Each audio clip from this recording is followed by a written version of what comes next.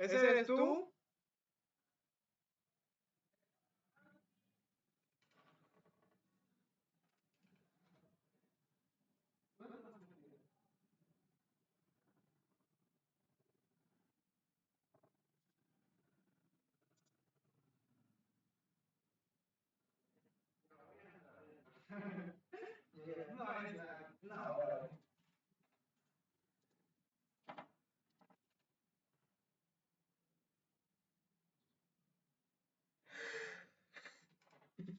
Chicos, buenas noches nuevamente para aquellos que han estado en la ponencia anterior. Vamos a finalizar esta semana conmemorativa del cáncer con la revisión de un caso clínico, el cual hemos tocado también en el semestre curricular de la Universidad como tal César Vallejo. Entonces vamos a revisarlo. Este tiene como título Caso clínico antineoplásico, el cual va a combinar, ya les aviso, no únicamente el tema de los cánceres como tal, sino también un tema fisiopatológico respecto al parénquima cerebral. Entonces ya, que le hemos puesto un poco de contexto, vamos a iniciar. Primero vamos a revisar nuestro caso clínico. Vamos a revisarlo parte por parte y voy a darles algunos consejos también que puedan utilizar para que puedan interpretarlo de la mejor manera cuando en caso no lleven el curso todavía, pues puedan hacerlo de la mejor manera. Entonces vamos a iniciar. Primero vamos a leerlo juntos. Nos dice, nombre, señor Ramón Valdés Ortega, edad 68 años, ocupación, contador jubilado, procedencia urbana. Motivo de consulta, se despertó con la mitad del cuerpo paralizada y habla raro. Entonces hasta acá acaba el primer párrafo. Entonces vamos a iniciar. Primero nos dice, hombre, señor Ramón Valdés Ortega. Con esto ya tenemos un dato implícito, lo cual nos dice que es un hombre que está cursando es un adulto mayor, puesto que tiene más de 65 años. Entonces, desde ya tenemos dos datos importantes. Primero, que es un adulto mayor y segundo, que es hombre. La ocupación es que es un contador jubilado. Por tal motivo, de ahí todavía no nos dicen mucho, pero podemos considerar el tipo de ocupación. Un contador, ¿qué significa? Que es una persona cuyo trabajo es netamente oficinista, es decir, no demanda tanta actividad física. Entonces tal vez podríamos relacionarlo de momento. No digo que sea influyente, pero hay que considerarlo de momento. Procedencia urbana, lo que quiere decir que está localizado en una ciudad. Y el motivo de consulta, que es el dato más importante de esta primera parte, que se despertó con la mitad del cuerpo paralizada y habla raro.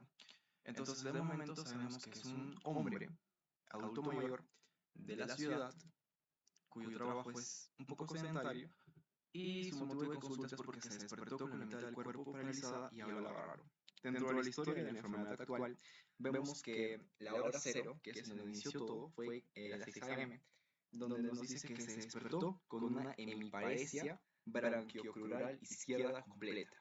Una hemiparesia nos hace referencia a una inmovilidad, a una capacidad, o una pérdida de la capacidad, en realidad, de lo que vendría siendo el movimiento o la sensibilidad de, en este caso, brachiocrural, de tanto el brazo, el brazo como la pierna, en este caso, hemiparesia izquierda, del lado izquierdo completamente, cuya fuerza en los músculos de estas zonas es 1/5, o sea, es muy débil, la persona no puede movilizarlos.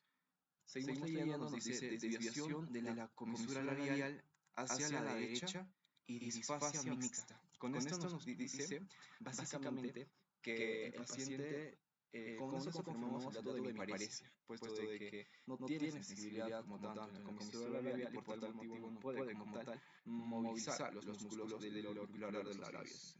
Con eso nos quiere decir eso. Dice, no pérdida de conocimiento, no cefalea, no vómitos, y el tiempo de ventana es de 4 horas desde el inicio de los síntomas. Dentro de sus antecedentes inmediatos, vemos que dentro de las últimas 24 a 48 horas presenta cefalea occipital pulsátil de moderada intensidad 5/10, un episodio transitorio de pérdida de fuerza en la mano izquierda que es congruente con la hemiparesia que vimos anteriormente, que tuvo unos 20 minutos de duración Y 2 días antes, visión borrosa intermitente en el ojo derecho y tiene un antecedente crónico en los últimos 2 años, el cual es un síntoma prostático, nicturia, o sea, la necesidad de orinar durante el sueño, en la noche, de 3 a 4 veces por noche, tiene un chorro urinario débil, esto es muy importante, ya nos están anticipando algún tipo de obstrucción. Goteo terminal, lo que quiere decir que la orina, en este caso, está saliendo poco a poco, de manera no intermitente.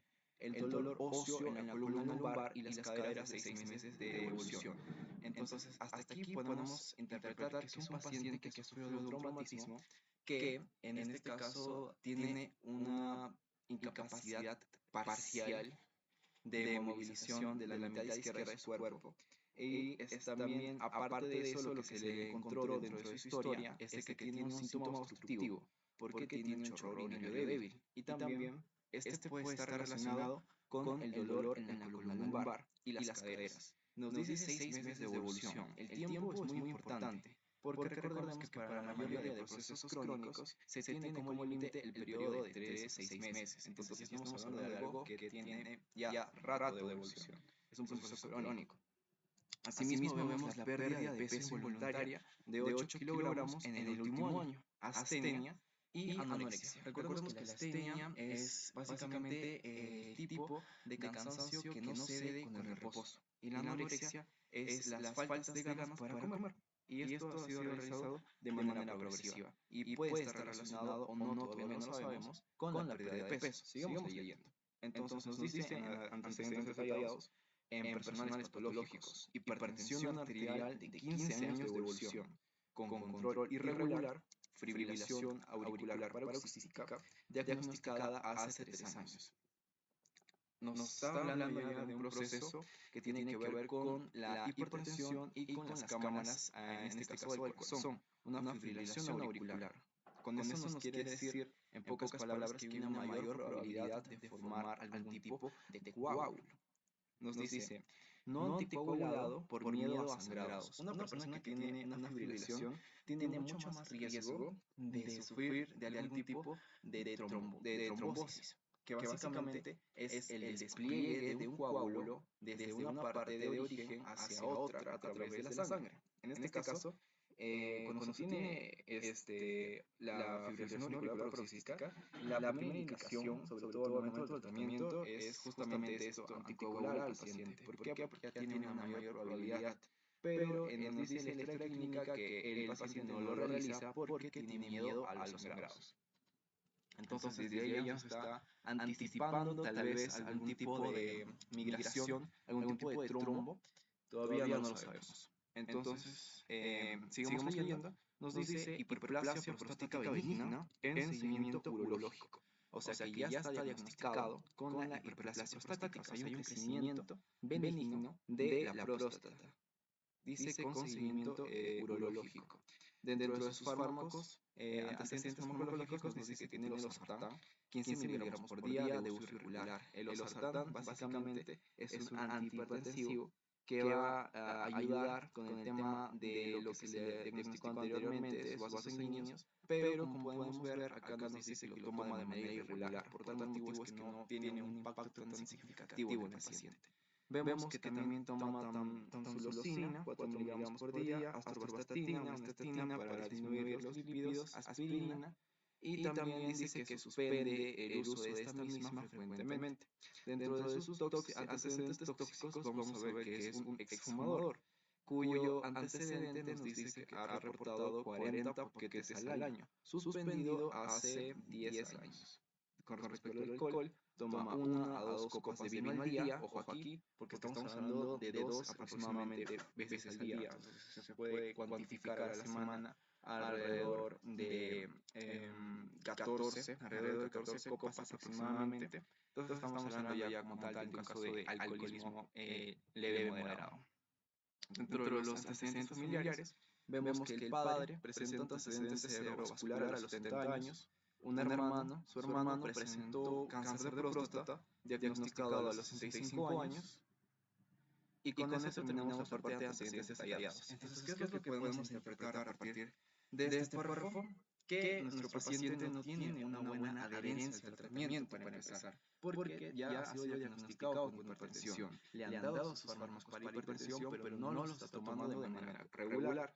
También nos dice que tampoco está tomando sus fármacos para la fibrilación, sus antitrombóticos. ¿Por qué? Por miedo a sangrados. Eso refleja un mayor riesgo de nuestro paciente a sufrir justamente de estas patologías de trombotismo. Asimismo, dentro de sus antecedentes nos han mencionado de que su padre ha tenido un accidente cerebrovascular a los 70 años y que su hermano ha tenido cáncer de próstata a los 65 años. Con esto nos dice que el paciente puede tener un componente hereditario, pero no necesariamente que va a debutar en el mismo. Recordemos que, como vimos en las ponencias anteriores, el factor hereditario representa aproximadamente un 20% con respecto al padecimiento de la enfermedad del cáncer. Entonces, no porque el paciente tenga, en este caso, un componente hereditario, significa que va a debutar con la enfermedad. Pero si nosotros analizamos nuevamente este párrafo, vamos a ver que encontramos factores de riesgo que están bien marcados y que algunos se siguen afectando a la salud, como por ejemplo el alcoholismo y también el tabaquismo, que anteriormente que ya dice suspendido hace 10 años, pero que fumaba 40 paquetes al año. O sea que ya estamos hablando de caso de exposición crónica a lo que es el tabaco. Entonces, ojo ahí. Entonces, sigamos leyendo. Nos dice el examen físico completo. En estado general, vemos que el paciente se encuentra consciente, orientado, pero con expresión de frustración por dificultad para comunicarse. Recordemos que tiene hemiparesia. Signos vitales nos muestra una presión arterial de 185 sobre 105 miligramos de mercurio, lo cual es relativamente alta, sobrepasa los límites normales de 130 sobre 80, y nos dice que esta presión ha sido medida en el brazo derecho. Su frecuencia cardíaca es de 122 latidos por minuto, lo cual sobrepasa también los límites normales, por lo que lo consideramos como una taquipnea. Y la taquicardia y también la frecuencia cardíaca está dentro de los límites normales, límite superior, puesto de que está inferior o igual a 20. La temperatura también lo vemos que es normal, no tiene fiebre, tiene 36.9 y la saturación de oxígeno 95, no hay como tal un problema respiratorio o de acceso al oxígeno. En el examen neurológico tiene un índice de 14, que significa que su nivel de conciencia no está alerta. Su lenguaje presenta asfasia mixta, o sea, capacidad de comunicarse correctamente está comprometida. Con respecto a la campimetría, vemos una hemianopsia homónima izquierda, que básicamente es la pérdida de la visión en el hemicampo izquierdo del ojo. Y la fuerza motora del brazo izquierdo es 1 sobre 5, confirma lo que había visto anteriormente de la fuerza aquí, la hemiparesia braquiocraneal izquierda completa, 1 sobre 5. También vamos a ver en la pierna izquierda una fuerza de 1 sobre 5. La sensibilidad la vemos como una hemipoestesia izquierda y la coordinación nos menciona de que no tiene soplos carotidios bilaterales. Ojo aquí, dice que los soplos carotidios bilaterales son positivos. ¿Cómo? Nos dice que no valorable por paresia y una desviación de la mirada conjugada hacia la derecha. Y que la fibrilación auricular por soplos carotidios bilaterales es positivo. Dentro del examen urogenital, al tacto rectal nos menciona el caso clínico que tiene la próstata aumentada con un tamaño mayor o similar a 50 gramos con consistencia pétrea. La consistencia pétrea vendría siendo similar, una textura similar a lo que es una piedra. Entonces está bien dura la próstata. Tiene un nódulo indurado en el lóbulo derecho. Un nódulo vendría siendo como una pequeña protuberancia que está adyacente, que no es del mismo tamaño que la próstata, generalmente más pequeña. En el lóbulo derecho tiene límites borrosos, lo cual nos puede indicar, no digo que nos indique todavía, pero posible neoplasia, debido a que los límites borrosos tienden a asociarse a procesos que no están delimitados. Ya habíamos dicho en la clase de bioquímica que cuando no están delimitados, pues muchas veces es porque el cáncer ya está migrando. En el caso de los testículos nos menciona que están normales, no se auscultan masas, el examen osteomuscular presenta dolor a la percusión de las vértebras lumbares, L3 y L4, y su movilidad está limitada por el dolor. Dentro de los estudios complementarios, nos menciona de que tiene una tomografía de cerebro sin contraste en donde podemos ver un signo de la arteria cerebral media derecha, es decir, se observa una hiperdensidad. En pocas palabras, en la tomografía se observa como un punto blanco, el cual está ocurriendo la luz de, en este caso, la arteria cerebral media. Nos menciona también un borramiento de los surcos en el territorio de la entonces está arteria cerebral media, pero está al revés. Ausencia de hemorragia intracraneal. Y con respecto a su angiotract de cerebro, vemos una oclusión de la arteria cerebral media, en M1. En el caso del laboratorio inmediato, vemos como su hemograma tiene una hemoglobina de 10.8. Considerando que es un hombre, es un varón, pues está relativamente bajo, puesto de que los valores normales tienden a ser desde 14 a 18 para una población peruana. En el caso de los leucocitos, vemos que dice normal, las plaquetas están normales, la coagulación, el tiempo, el INR está 1.1, está normal, el tiempo, el TTPK, que es el tiempo de formación de coágulo a partir de la vía intrínseca que mide la protrombina, tiene 32 segundos, lo que nos dice un tiempo adecuado de coagulación. Vemos marcadores cardíacos, vemos la troponina elevada, bueno, dice 0,08 microgramos, no está tan elevada, pero sí es para considerar. El PSA total nos menciona que tiene un 85 nanogramos por mililitro y tiene un PSA libre de 5,2. En relación con el PSA libre total, que sería tanto el PSA total entre el PSA libre, la relación es 0,06. Los estudios de extensión, la gamografía ósea nos muestran múltiples metástasis óseas en la columna vertebral y en la pelvis y en las costillas y fémur proximal. Entonces, si nosotros recordamos por parte del curso de mecanismos, cuando únicamente el caso clínico nos habla de un diagnóstico como tal, es que nosotros siempre podemos considerarlo como un problema de salud. Entonces, si la historia clínica ya me está hablando de un estudio, que en este caso es la radiografía, que confirma el diagnóstico, entonces definitivamente nuestro paciente tiene una metástasis. Pero seguimos evaluando. Nos dice que esta metástasis se ha extendido en la columna vertebral, la pelvis, las costillas y el fémur proximal. Vemos también que le han sacado una ecografía abdominal en donde los riñones presenta hidronefrosis bilateral leve. Recordemos que la hidronefrosis puede producirse por una obstrucción, en donde la orina no se puede excretar correctamente, entonces se acumula en todo el sistema colector y empieza a aumentar o a dilatar las pelvis, fluidos renales, tanto mayores como menores, los cálices, los uréteres, etc. Nos dice en la resonancia magnetopélvica cáncer de próstata localmente avanzado con extensión extracapsular e invasión de vesículas seminales. O sea que obviamente ya estamos confirmando la presencia de un cáncer que no está localizado, que ya ha hecho metástasis. En el electrocardiograma vemos una fibrilación auricular con respuesta ventricular rápida, una frecuencia ventricular de 122 latidos por minuto, que sería una taquicardia ventricular.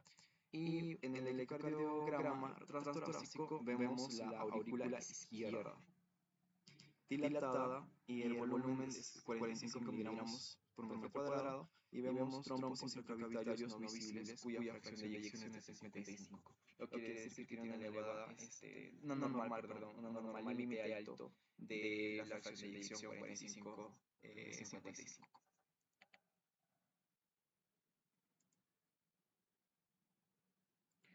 Entonces continuamos, vamos ahora al siguiente apartado. Una vez que ya nosotros leemos el caso clínico, siempre es importante interpretarlo. Muchas veces a ustedes les pueden dar, les pueden solicitar que sea muy detallado, como en este caso, que coloquemos como tal los datos netamente de la historia clínica en el tiempo, o también nos pueden pedir a nosotros sintetizarlo más.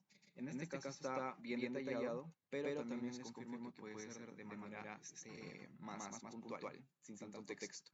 Lo importante de la línea de tiempo es que se pueda organizar correctamente la información de manera cronológica.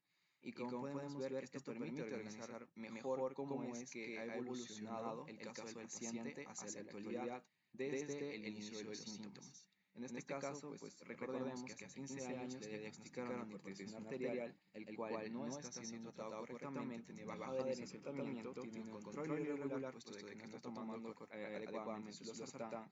También tiene poca adherencia a lo demás de su tratamiento. Hace 3 años, no olvidemos, que le diagnosticaron la fibrilación auricular paroxística, no está anticoagulado por medio de sangrados y que también presenta una hiperplasia prostática benigna en seguimiento urológico. Ya tiene como tal el diagnóstico de hiperplasia, pero más adelante nos menciona que ya tiene lo que vendría siendo cáncer.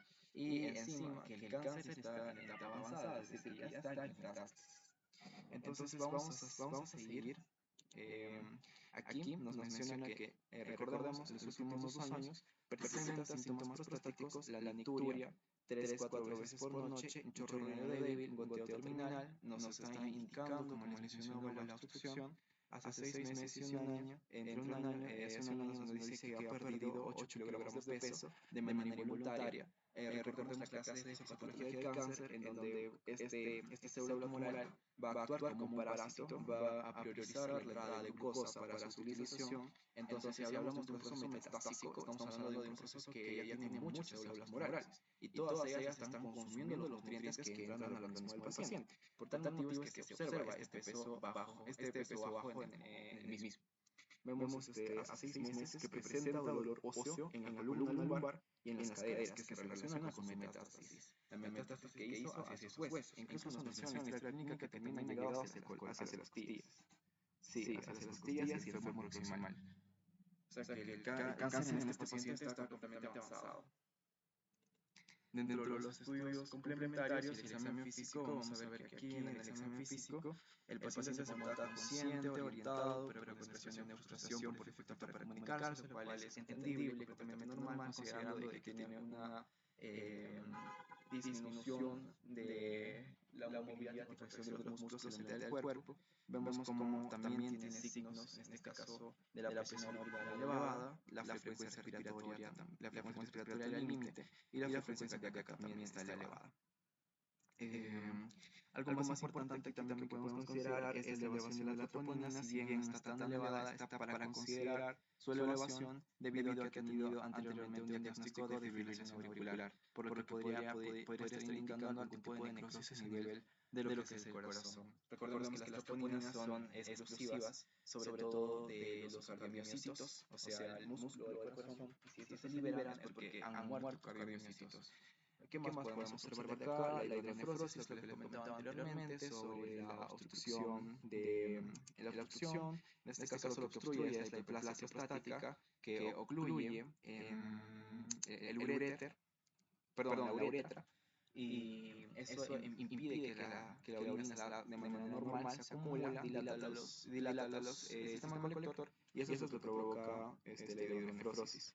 En el electrocardiograma se confirma la fibrilación auricular todavía, y en el ecocardiograma se ve transtorácico, la aurícula derecha se ve dilatada, y se observan trombos intracavitarios, no se observan trombos extracavitarios, y la fracción de eyección está mantenida al límite superior. Entonces, ¿qué podemos hacer luego de analizar estos datos individualmente? Siempre les recomiendo analizar lo que vendría siendo la tecnología nueva. En este caso, siempre es importante saber con qué términos estamos trabajando. Entonces, vamos a definirlos de manera puntual, empezando por la hemiparesia branquiocular izquierda. Acá, como podemos ver, según la Real Academia Nacional de Medicina, esta está definida por el déficit motor caracterizado por la disminución de la fuerza muscular que afecta de manera simultánea al miembro superior izquierdo, porque estamos hablando de izquierda. Asimismo, dice que también afecta al miembro inferior izquierdo, y hace referencia a crural, y esto es generado por una lesión en las vías motoras contralaterales. generalmente a nivel del hemisferio cerebral derecho o del tracto córtico-espinal. Esto nos quiere decir que el paciente ha sufrido un traumatismo que se localiza en el lado opuesto de donde manifiesta la clínica. En este caso, como se manifiesta en el lado izquierdo, que esto está inervado, está controlado por el hemisferio derecho, es que este está sufriendo o hay una alteración patológica en el lado derecho que está afectando al lado izquierdo. Entonces, conociendo la definición, es que podemos también nosotros profundizar e interpretar de la mejor manera.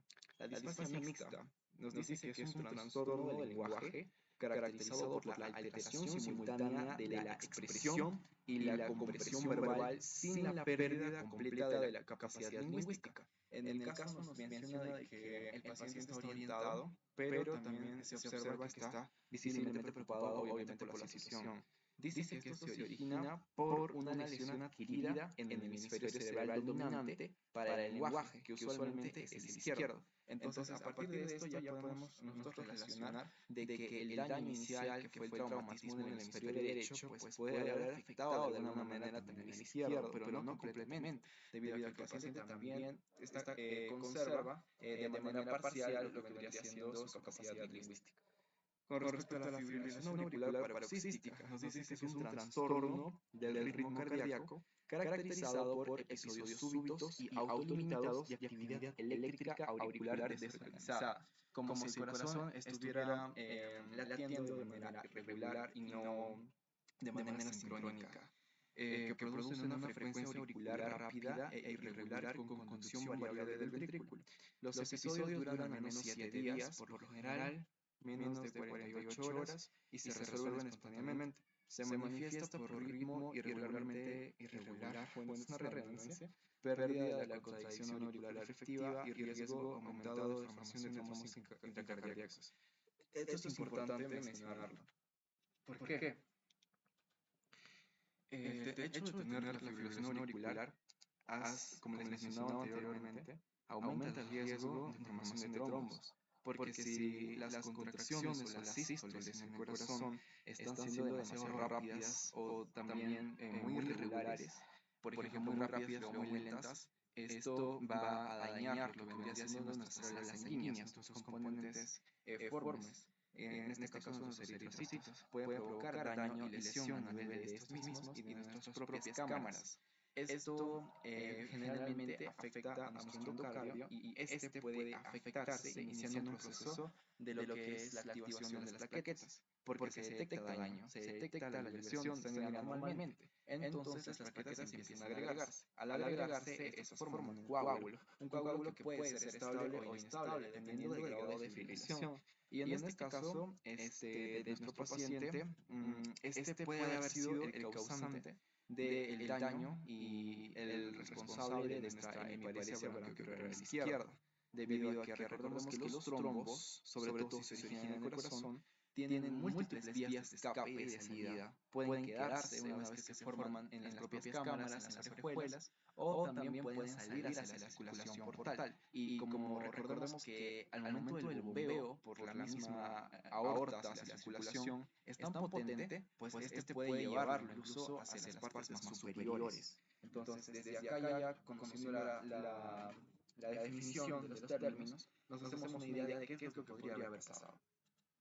Recordamos aquí también algunos términos, en este caso de los fármacos, nos dicen que la tamsulosina es un fármaco perteneciente al grupo de los bloqueadores selectivos de los receptores serotonérgicos alfa 1A, el cual está utilizado principalmente para el tratamiento de los síntomas urinarios del tracto urinario inferior asociados a hiperplasia péptica benigna. O sea que prácticamente es el tratamiento que se le indicó el urólogo, le está indicando este tratamiento, y su dosis habitual es de 0,4 miligramos por vía oral, es administrado una vez al día y produce la relajación del músculo lisoprostático ureteral y facilita el flujo urinario. En nuestro paciente vemos que no está siguiendo de manera adecuada su tratamiento, por lo tanto complica su sintomatología de obstrucción, porque esta tamsulosina lo que hace es, como bien dice en la definición, relajar la uretra, relajar los músculos císticos. Entonces permite el correcto flujo de orina para pacientes que tengan hiperplasia prostática, pero al no tomarlo pues aumentan los riesgos y las complicaciones de obstrucción. Entonces, si vamos con las definiciones, el NISS-14 nos hace referencia a un puntaje obtenido en la National Institute of Health Stroke Scale, que básicamente nos indica un accidente cerebrovascular, el nivel de este mismo, que puede ser tanto de moderado a grave. En el caso de nuestro paciente, menciona de que este tipo de parámetro va a evaluar las áreas de la conciencia, el lenguaje, la motricidad, la sensibilidad, la visión, la coordinación y la atención. Un valor de 14 que tiene nuestro paciente va a reflejar un compromiso neurológico significativo con alta probabilidad de discapacidad funcional y riesgo aumentado de complicaciones. Confirma como tal el daño cognitivo que tiene nuestro paciente a causa de este daño que sospechamos que es en el hemisferio derecho. Asfasia mixta nos dice que es un trastorno adquirido del lenguaje caracterizado por la alteración simultánea de la expresión y la comprensión verbal, con una afectación más amplia que la afasia de Broca o de Wernicke aisladas. El paciente presenta lenguaje no fluido, pobre producción verbal y dificultades para comprender órdenes y alteraciones de la repetición. Esto también está relacionado con, como bien podemos observar, las conexiones en el hemisferio dominante para el lenguaje, que normalmente tiende a ser el lóbulo izquierdo. Vemos acá también la hemianopsia o hemima izquierda, que es un déficit en el campimétrico caracterizado por la pérdida de visión en el campo visual izquierdo, lo que mencionaba, en ambos ojos, conservado en el campo derecho. Bien, estos son como tal las consecuencias del traumatismo cefalocraneal. Vamos a avanzar aquí, la parte de próstata, que es netamente la parte cancerígena, que nos importa un poco más por la semana.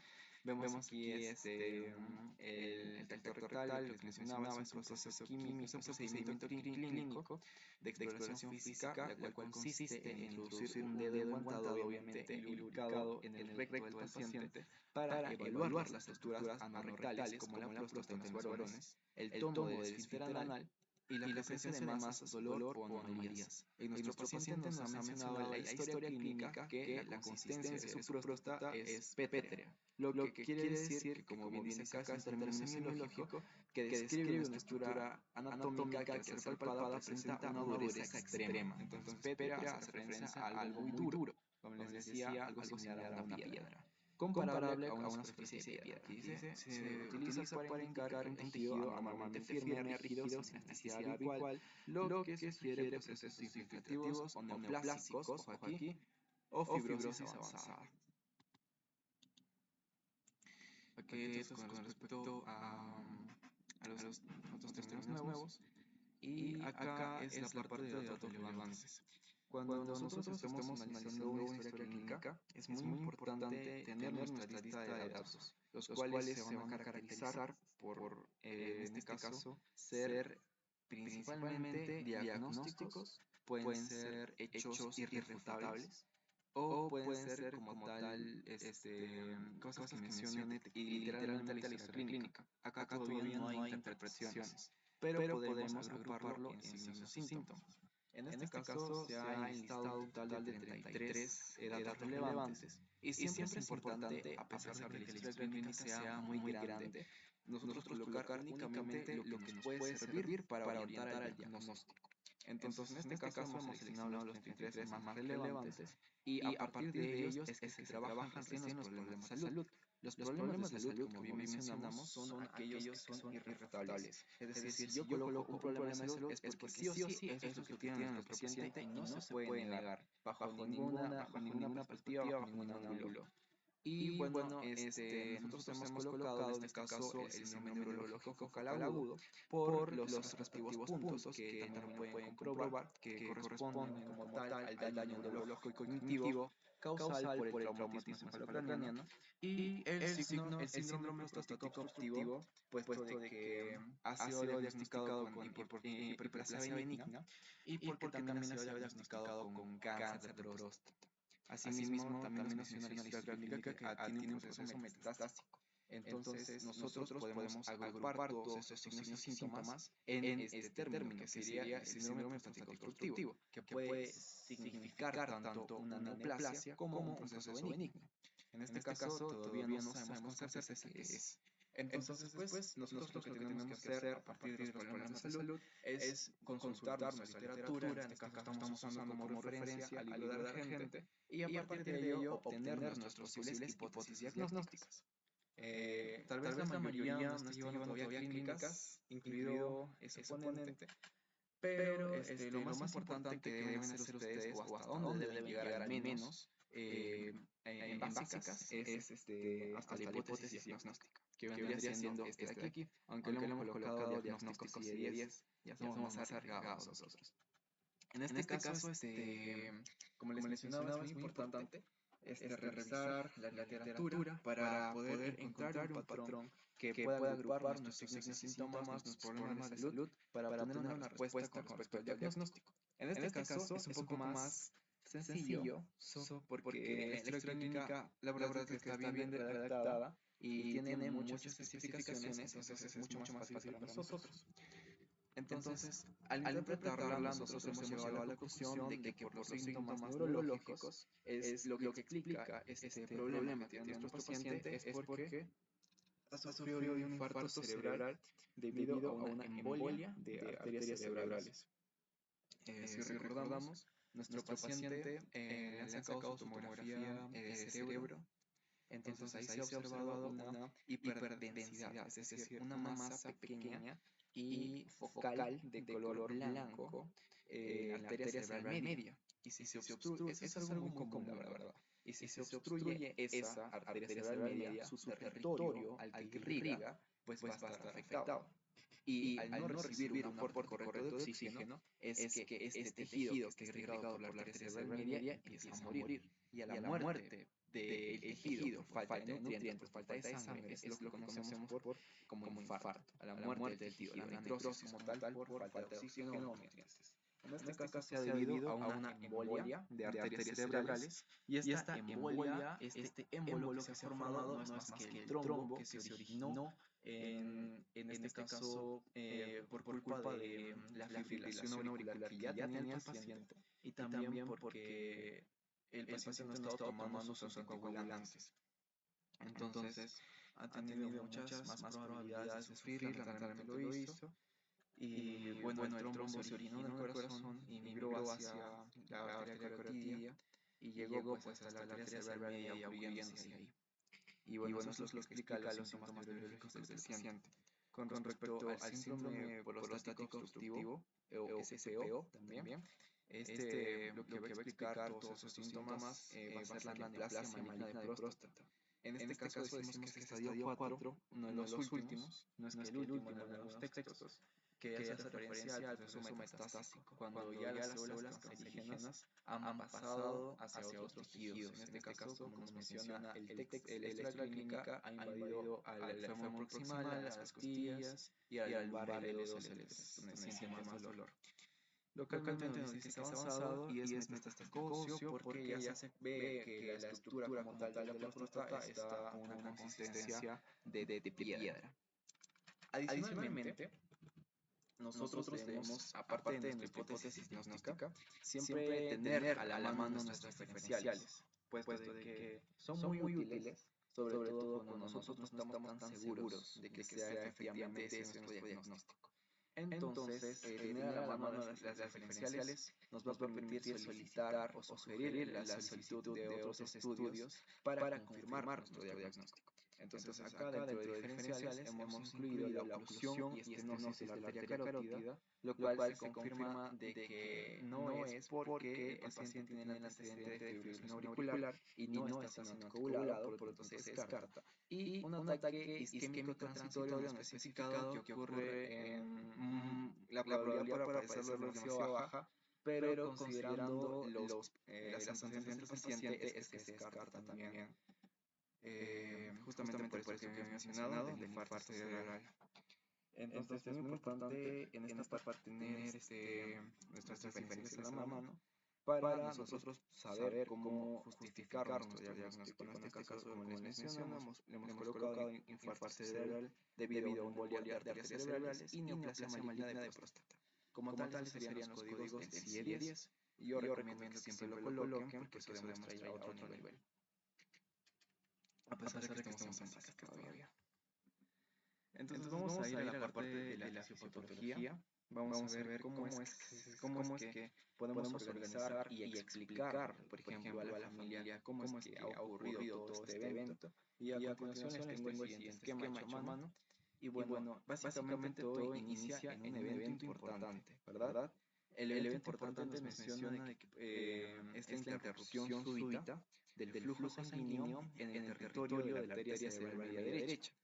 Cuando esto ocurre, vemos que las consecuencias celulares inmediatas va a ser principalmente un edema citotóxico. ¿Por qué un edema citotóxico? Porque si recordamos que los vasos sanguíneos son como un tubo, si nosotros colocamos algo ahí que está obstruyéndolo, vamos a ver si puedo dibujar. A ver aquí. Entonces, si los vasos sanguíneos... Uy, ¿qué pasó?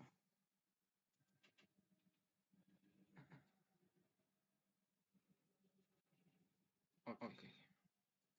Ya estamos diciendo que si los vasos sanguíneos son como un tubo, algo así, si el trombo que ha migrado desde el corazón, entonces llega hacia las arterias que están aquí en el cerebro, entonces este trombo va a depositarse de esta manera. Entonces la sangre que normalmente fluía a través de este tubo, que vendría siendo nuestro vaso sanguíneo, pues se va a empezar a acumular aquí.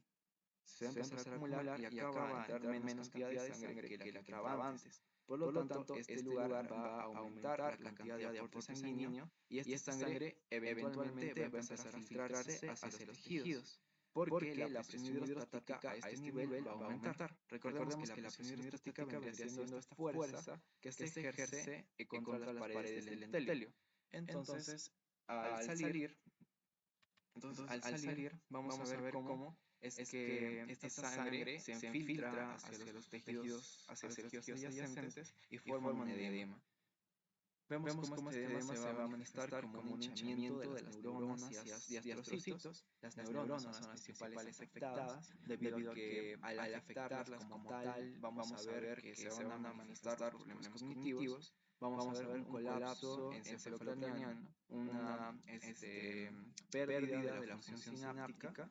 Y después del edema citotóxico, lo que va a pasar es que va a fallar la neurotransmisión. ¿Por qué? Porque se empezaron a afectar a las neuronas. Entonces, al afectar como tal a las neuronas, no vamos a poder generar potenciales de acción de manera correcta. Y va a haber una desconexión entre áreas. Puede ser las áreas motoras, visuales y lingüísticas, que son las que explican la disfasia que tiene nuestro paciente.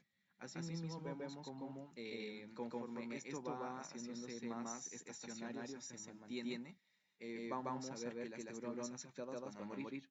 Y esta combinación de citotoxicidad puede liberar radicales libres que van a afectar y van a dañar mucho más el área.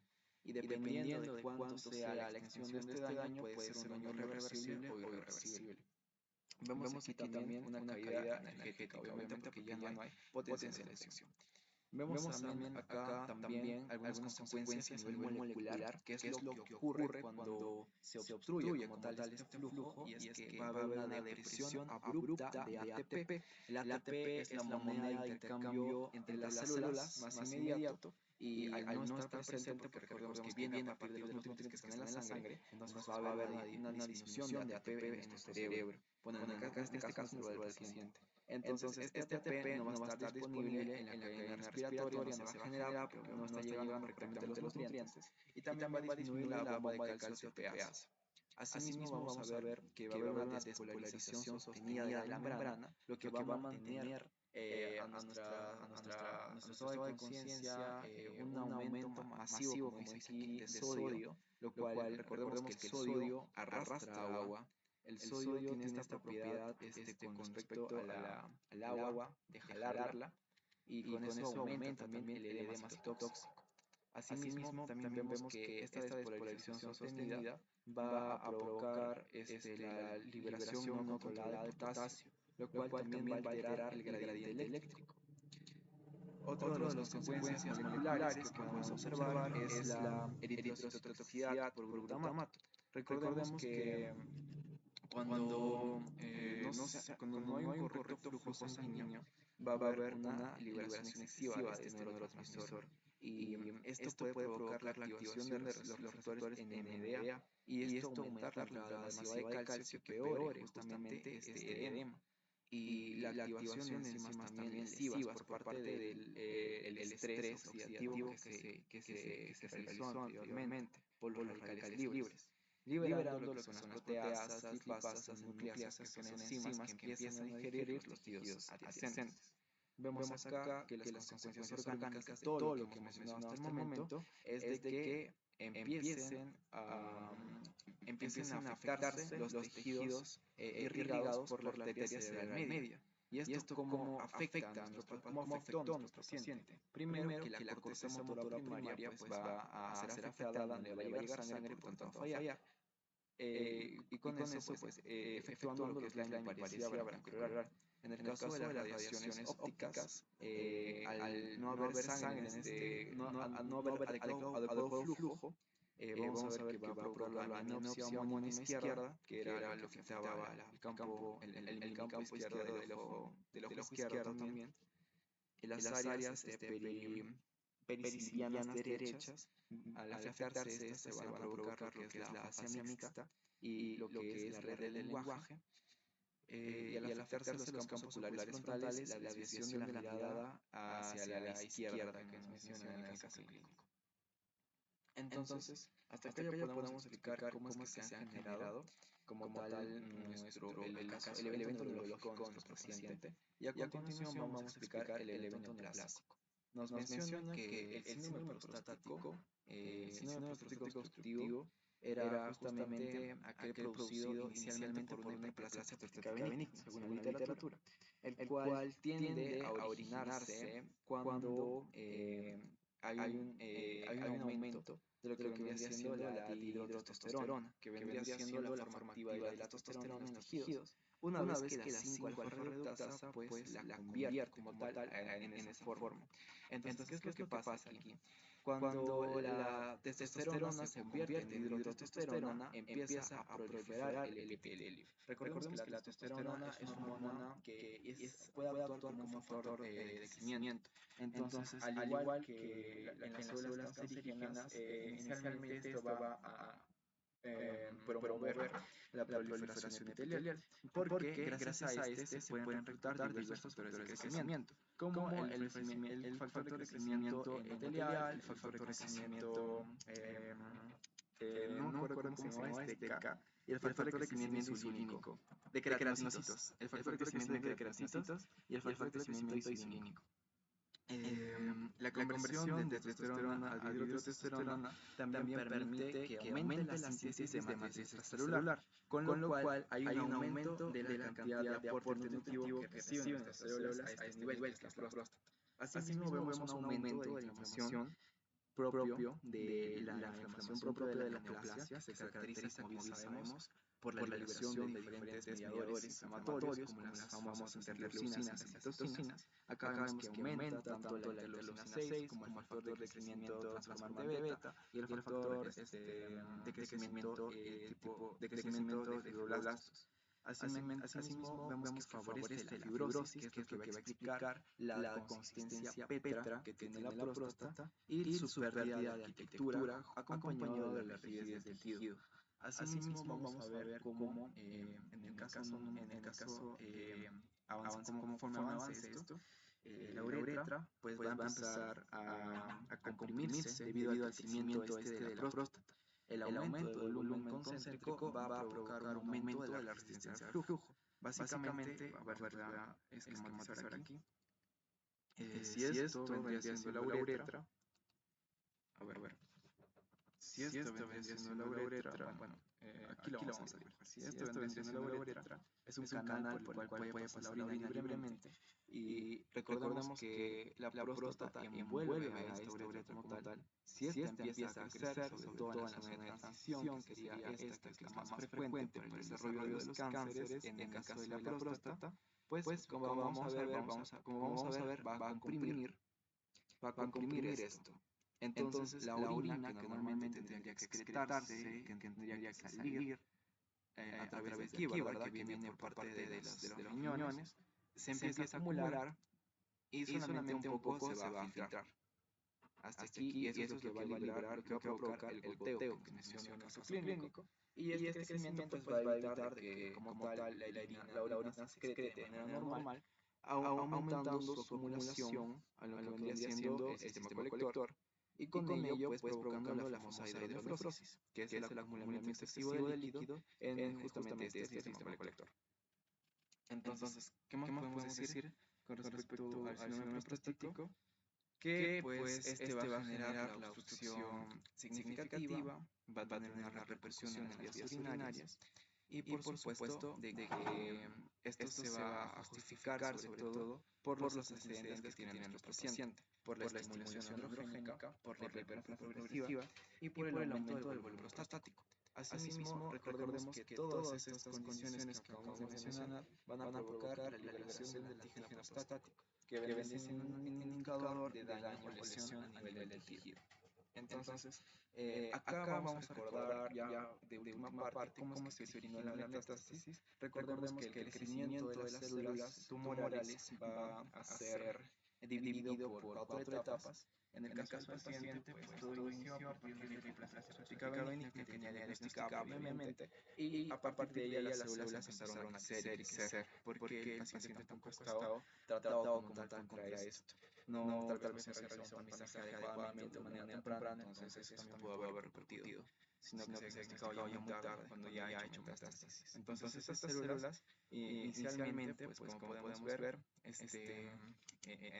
han interactuado con lo que vendría siendo las células del estroma, ya han migrado desde la próstata, como podemos ver, hacia la circulación portal, y han llegado hacia el entorno de tejido más inmediato que tiene, cuáles son los huesos de la pelvis, los huesos, en este caso del fémur proximal. Y aquí se han instaurado, y esto es lo que ha provocado de que el dolor, esto explica el dolor porque estimula lo que vendría siendo este crecimiento, va a estimular a los receptores del dolor a nivel de este tejido.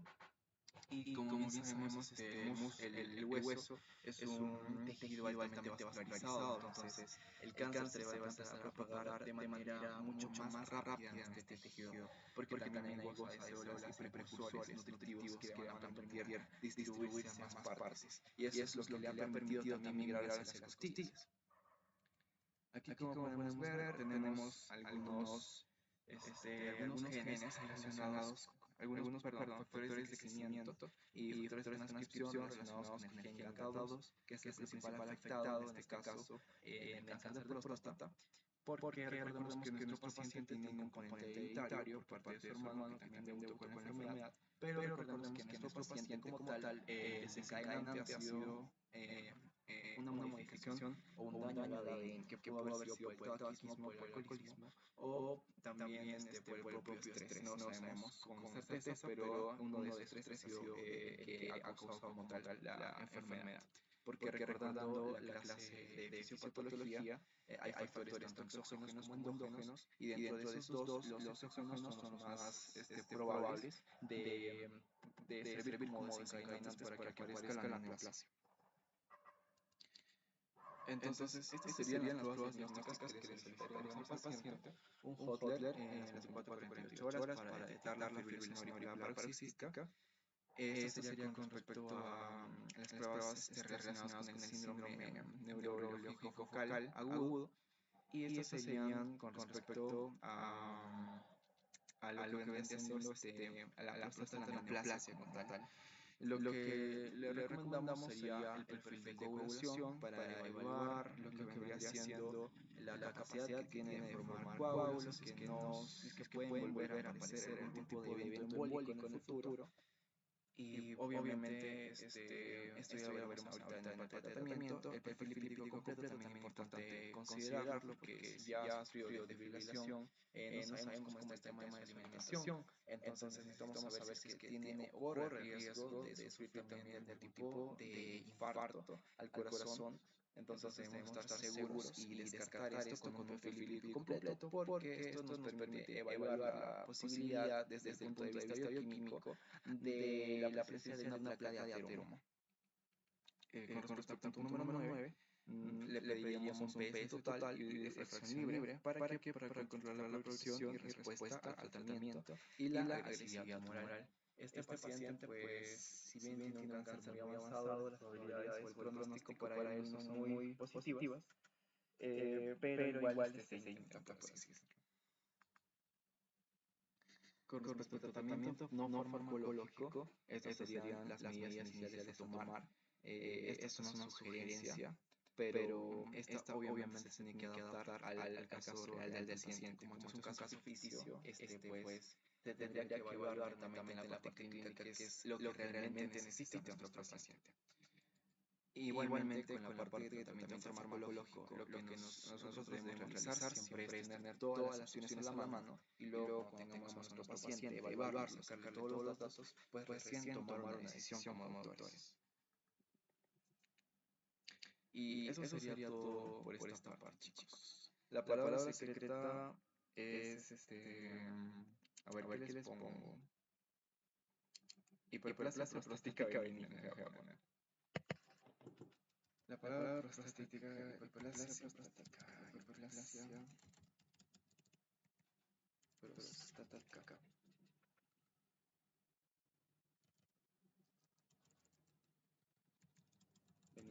Y con eso ya pueden dormir en paz. Benigna. Ahí está, chicos, les he escrito en el chat. Y ya, con eso finalizamos la semana conmemorativa de el 4 de febrero, el día de la lucha contra el cáncer. Si alguien tuviera alguna duda también me la puede hacer llegar con toda la confianza. Podremos repasar también algunos puntos. Por el tema de la hora también hemos avanzado un poquito más rápido.